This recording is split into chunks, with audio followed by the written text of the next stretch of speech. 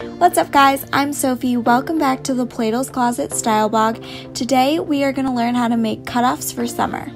I'm in Plato's and I literally already found 3 pairs of shoes that I want to get. So the first step in these DIY shorts is finding a pair of jeans from Plato's Closet. Next, grab your scissors, marker, and fabric paint marker.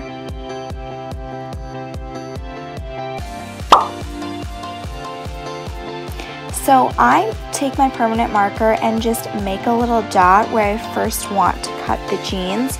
You can always adjust it later, but it's better to be a little longer than too short.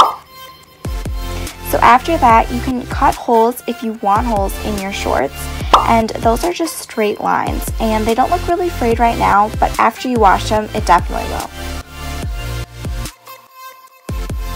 So this is the final product, and I like how it's cute and it's messy and it frayed a little bit in the wash. I really like that. That's probably my favorite part, and the holes actually turned out really good.